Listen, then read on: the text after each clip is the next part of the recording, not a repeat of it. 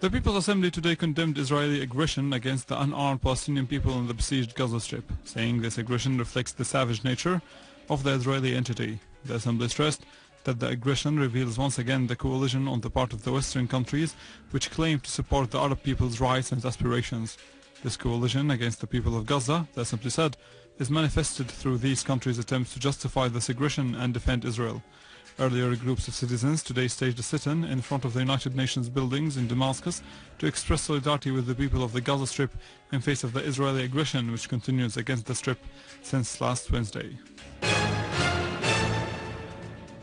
4 Palestinians were killed this morning and scores injured as a result of the continuous Israeli raids on the Gaza Strip this morning. Palestinian news agencies said that 3 Palestinians were martyred by the latest Israeli raids, which targeted east of Al-Maghazi camp. In Rafah, Palestinian citizens Mukhlas Adwan was martyred when the Israeli aircraft raided Rafah, south of Gaza Strip, while a woman and her child were injured by the Israeli raids on a house in Deir al-Balah.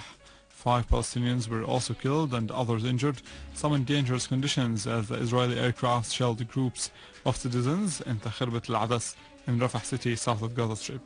An Israeli drone shelled a gathering for Palestinian people at the aforementioned neighborhood, killing 5 Palestinians, among them Awad, Hamdi al-Nahal and Abd al-Rahman al-Musri, while others were injured and admitted to Abu Yusuf al-Najjar hospital in Rafah, some of them in a critical situation.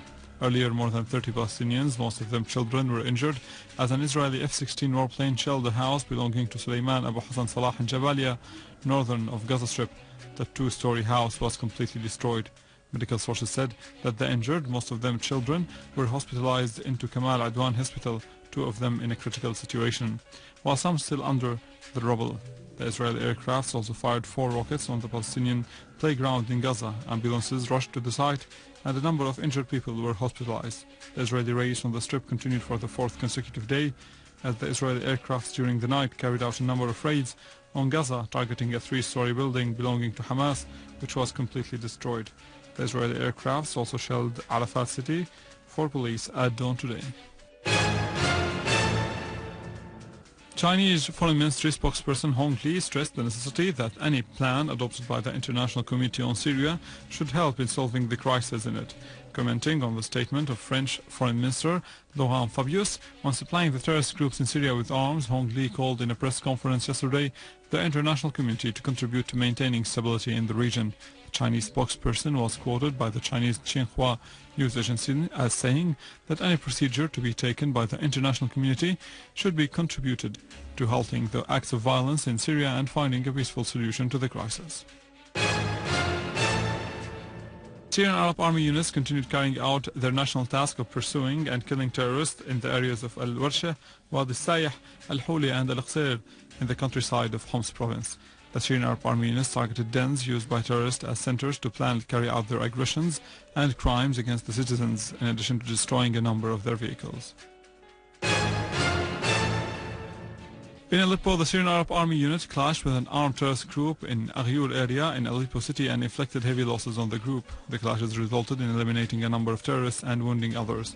Another unit of the armed forces destroyed a Dushka-equipped vehicle and 2 cars loaded with weapons and ammunition in Beni Zaid area and killed tens of terrorists in Hanano area.